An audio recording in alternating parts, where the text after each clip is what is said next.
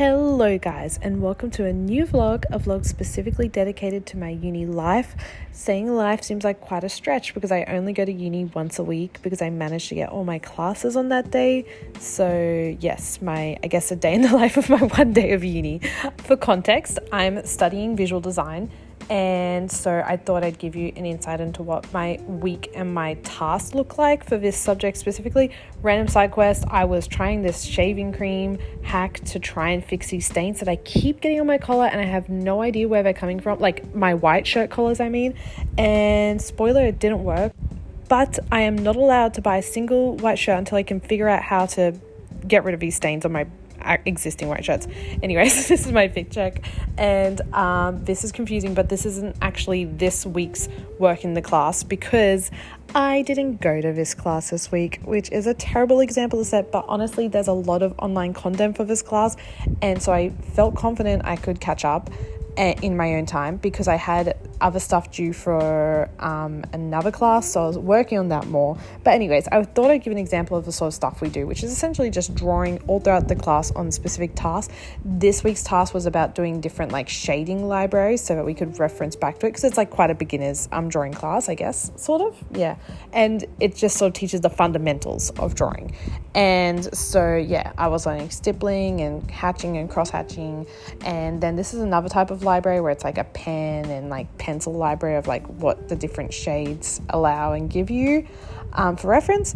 And then I was in my next class, which is form and process, and this is also footage from the previous week where we were experimenting with cardboard because we do a different material every week. And this is sort of like my I was sort of trying to do like a jointed furniture out of cardboard inspired by this article and this artist I saw in Dazine. But then this week I was just working on my assessment piece, which essentially was my profile for the audience of a product I was designing. And then I went to Shops with Sai to get some stuff for dinner, and I also got 2 books with a book face voucher.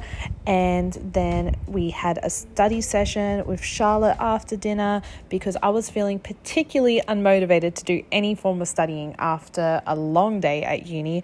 But I heard a great hack on, I think, The Life of Mariana, where she was saying if you don't want to do something, do it with people so you feel more energized and accountable. And now we are back full circle to my desk.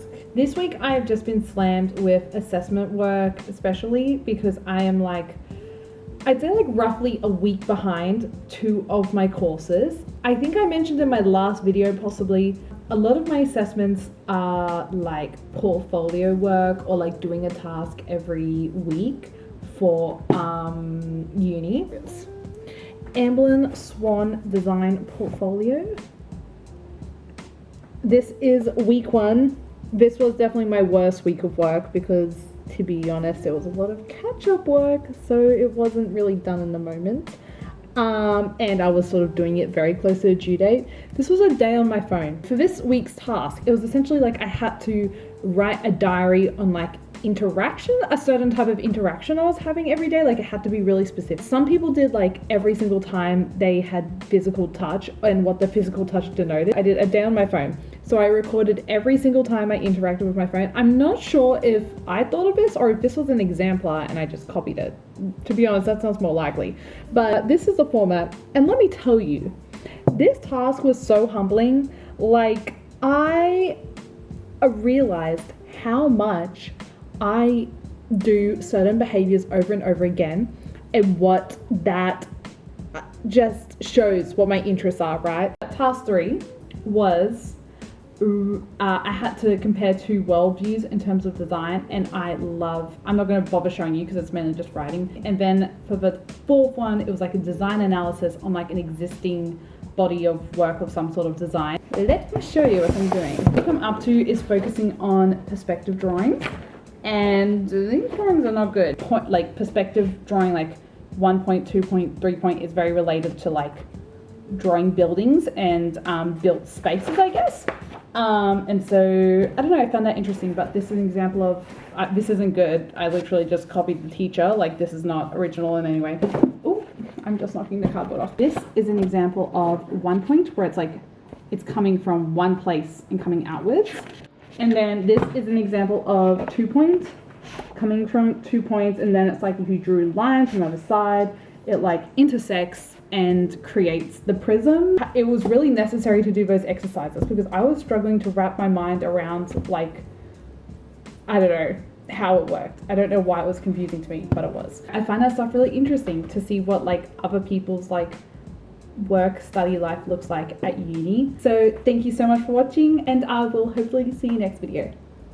Except it's not over, guys, because I decided to include footage from my April Fool's Day prank on my brother. And so last year we did this prank where we got a giant dead fish and we put it in a bag, and then we were like, oh, can you please go get my laptop from that bag? So when he opened it, he got the worst shock of his life, and it was so funny, and he was screaming and freaking out. So amazing. And we were just like, how are we going to top this? And like, we weren't sure if we were going to see him today, so we needed to figure out a prank that would reach him without us physically being there if we weren't going to see him. So we found this prank we saw on Reddit, which was you buy a bunch of key tags, which was actually super expensive. Like, it cost $60, I think, like maybe a little less, but yeah, around the 50 or 60 mark, because we were doing it last minute. You could get it like cheaper online, I'm sure, but yeah, we're getting it last minute, and we bought them from Mr. Minute, and the key tags.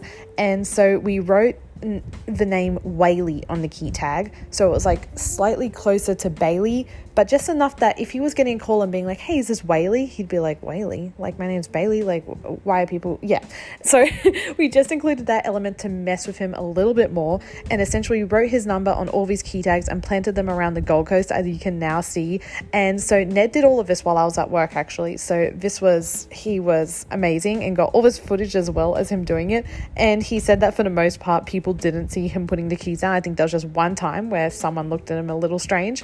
But yes, we did it at Starbucks here, as you can see. We did it at the beach. We did it at just places that we knew would be populated with people, and we made sure to leave them within eyesight. Like, as you can see here, he's putting it on a footpath, but I was like very specific. You need to put it on like the left of a footpath, like directly in line of where someone would walk.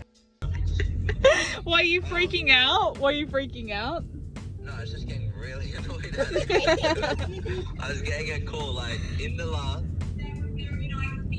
Yeah. Nice, but in the last, like, let's say 10 minutes, I think it was, I've gotten 3 calls. That's so funny, because we just finished dropping off our last key. And how many are there? 10.